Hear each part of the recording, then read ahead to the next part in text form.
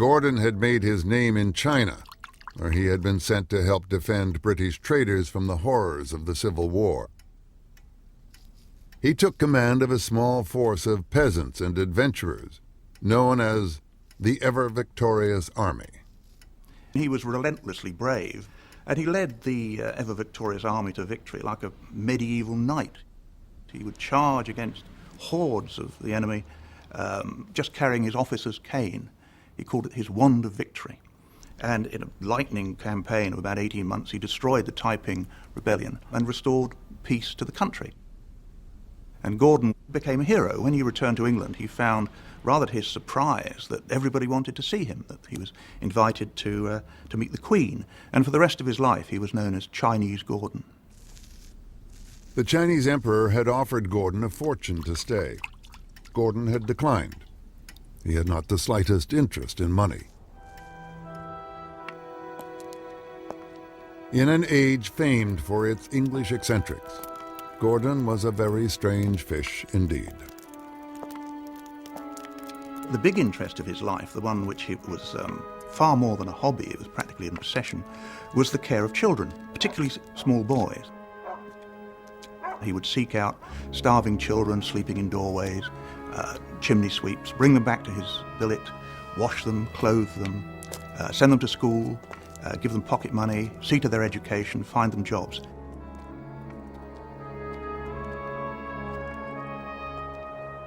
He had dozens of these children eventually, dotted all over the empire, had a map with little flags on where these children were currently living or currently working. He called them his kings. And when people offered him money, he only took enough to subsidize the education of these children. And there was nothing odd about that, and no one has ever suggested at any time that his interest in these children was motivated by anything other than Christian charity. He was the archetypal muscular Christian of the Victorian age. By all reports, Gordon was celibate and deeply religious. Wherever he went, he took the Bible and a generous supply of brandy. Since the war in China, he had led several campaigns in Africa. He had a reputation as a maverick who frequently disobeyed orders. This was the man the British government chose to send to the Sudan.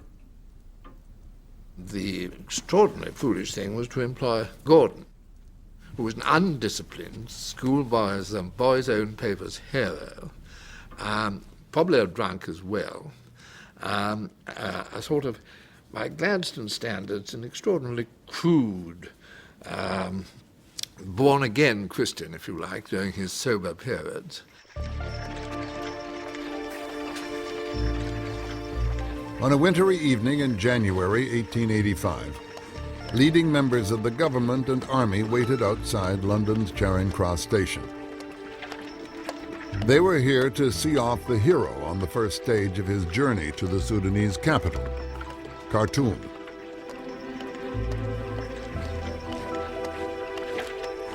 Gordon was late. He'd been dining with friends and lost track of time playing with their children. He'd also forgotten to bring any money.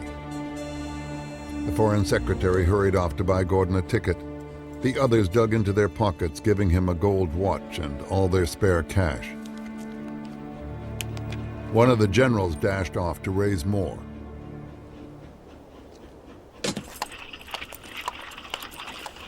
So Garnet Wolsey went racing round the gentlemen clubs of St. James's, saying to the people at bridge and having dinner, quick, quick, give me all the money you have. Gordon is going to Khartoum and he hasn't got any money. This must have thrown a slight frisson, I suspect, through high circles, because you send someone off on a very delicate mission who hasn't even bothered to go to the bank.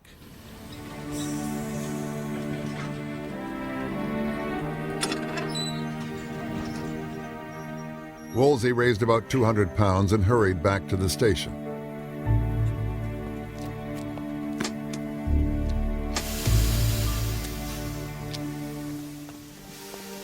It was, in a way, a wonderful little Victorian vignette the night that Gordon left for Khartoum. The Duke of Cambridge held the door of the carriage open, and Sir Garnet Wolsey put his luggage inside. And they all shook him by the hand, and he got in, closed the door, and the engine blew its whistle, and the guard waved the flag, and the train steamed out, taking Gordon to his destiny. The Foreign Secretary, Lord Granville, was the only one to express doubts. So they returned to the Reform Club, sat around in their leather armchairs, thinking, and Lord Granville had a glass of brandy and was swilling it around, sniffing it, and he suddenly turned to his colleagues and said, "I wonder if we haven't committed the most dreadful folly." His doubts were echoed by the British consul in Cairo. It is not easy to deal with a man who, in moments of difficulty, takes his instructions from the prophet Isaiah. Gordon got two sets of instructions. The first was to go there, find out what was really going on, and make a report as to whether the Mahdist rebellion could be handled, could be suppressed. And the other one was, if that couldn't be done, then he was to report on how the European traders in Khartoum could be evacuated. But of course, when he went there, because Gordon always went his own way, he decided to do something completely different. Gordon was dismayed by what he found in the Sudan. Men, women, and children were herded in chains across the desert for shipment to the great Arab slave markets, where the men were castrated and sold as eunuchs, and the women stripped and auctioned for service in the harems.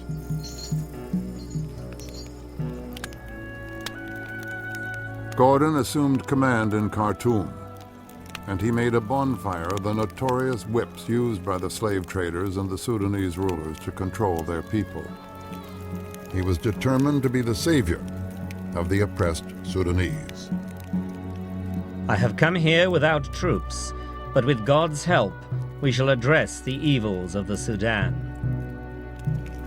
First, Gordon would try to make an ally of the man he had been sent to confront, the Mahdi. He sent him a ceremonial uniform, offering personal friendship if the Mahdi would call an end to his holy war. Gordon now learned what manner of man he was dealing with.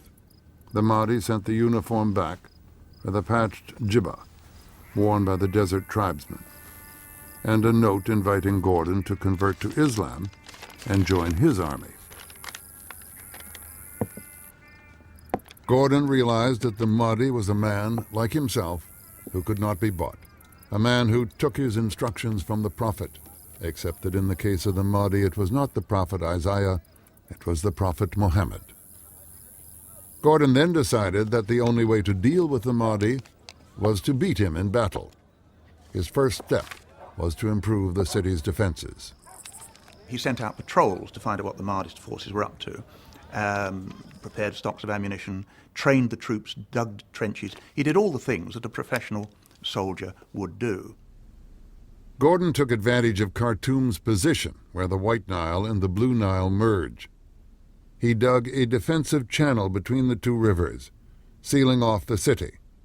Then he sat back and waited for the Mahdi's attack.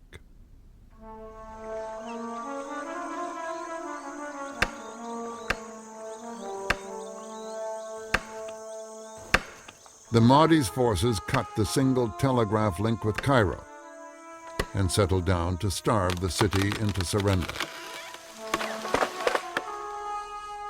Gordon was trapped in Khartoum with 35,000 men, women, and children. To save them, he now had to have help from Britain. His strategic aim was to shame the British government into sending a force down to fight the Mahdi. And he was going to do that by hanging on until they had no option but to come and get him out. But in London, his request for help fell on deaf ears.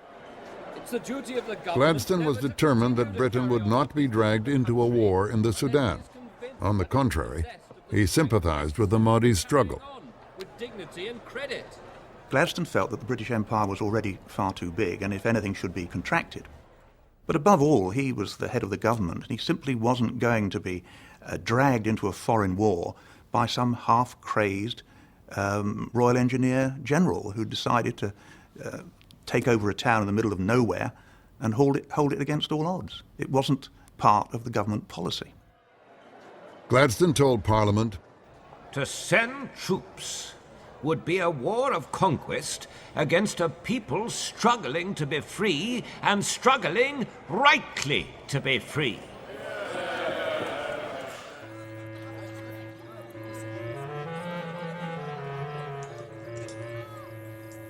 but Gordon, trapped in Khartoum, had put the British government in a trap.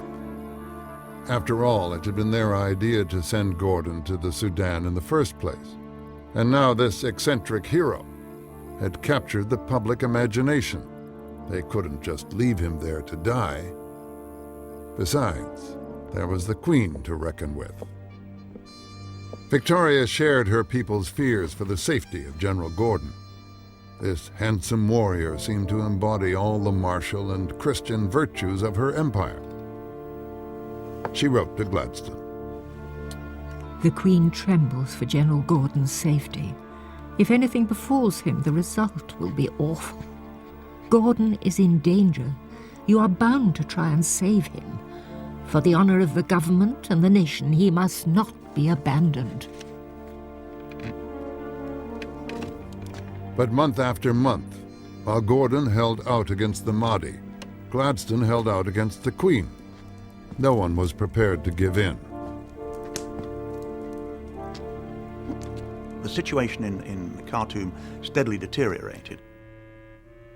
Food started to run out. There were food riots in town.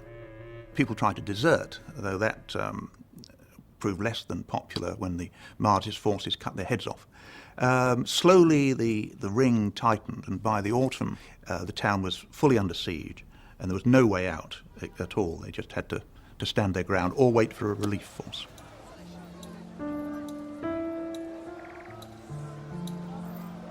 From the besieged city, reports were smuggled out and taken down the Nile by steamboat. Soon, all England knew that Gordon stood alone in his quarters in the governor's palace, watching day after day for the British troops he hoped would be sent from Egypt.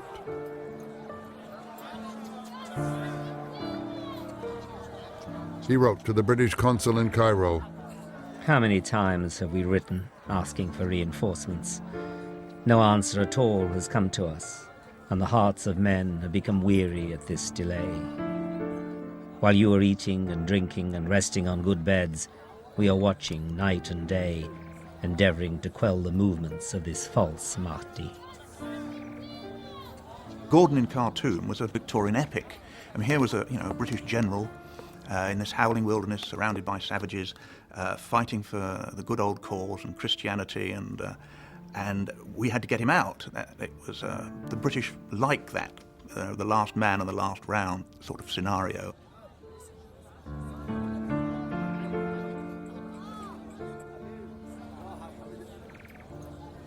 The public had already regarded Gordon as a hero, Chinese Gordon, and here he was again, being heroic in Africa, and the government had to do something about it. So there was a considerable amount of pressure on Gladstone, and a growing public pressure to do something and mount a relief expedition. 8 months into Gordon's mission, Gladstone finally cracked.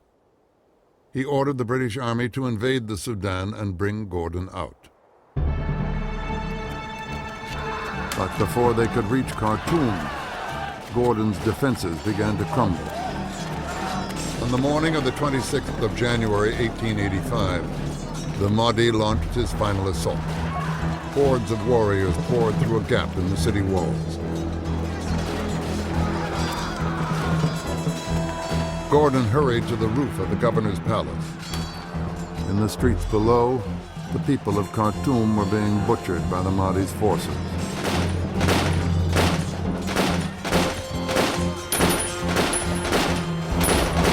Gordon had a machine gun on the top of the palace, a Gardner machine gun, rather like a Gatling. And he engaged the Mahdi's forces coming through the streets towards the palace with that, until they got too close and he couldn't depress the barrel of the gun anymore.